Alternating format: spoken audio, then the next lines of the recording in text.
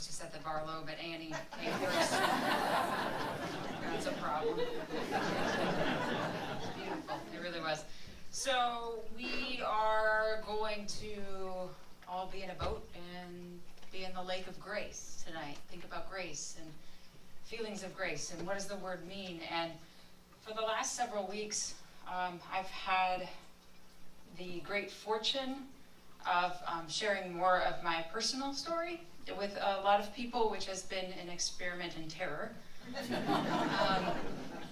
And it's been said to me more than one time, especially when it comes to social media, how do you exhibit grace under fire?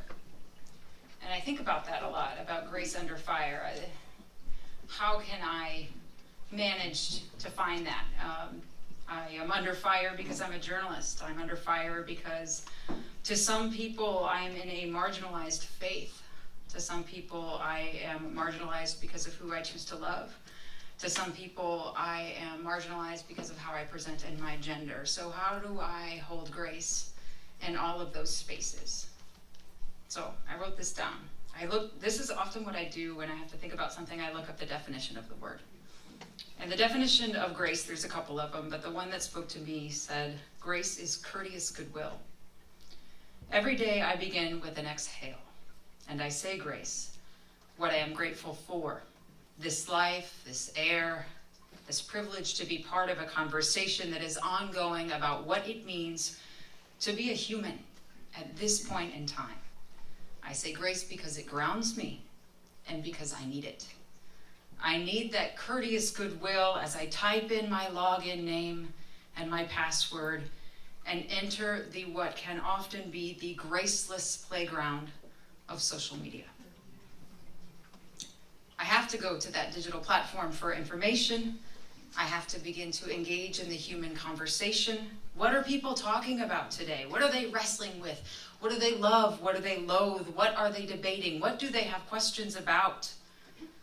But far too often these days, grace escapes that digital conversation. Far too often when I choose to enter a conversation online, much like many of you do as well, grace is noticeably absent. So what do? What do I try to do? I do my best to reinsert grace into conversations. To be the whataboutist, asking that grace be allowed back in so that we can start to listen to each other with all due respect, with uncomfortable patience, and with grace. Sometimes I'm hurt. Many times I'm chastised. Sometimes I'm mocked and keyboard beaten back into submission, into thinking, grace is gone, grace is dead. And then I say grace again. In hopes that I can stay honest, in hopes that I can stay hopeful, because grace is worth staying for. It's worth fighting for a chair at the table of debate. Grace is courteous goodwill, and we must type that, and more importantly, live that. Not for likes or shares, but for a likable world again that we all can share in. Thank you.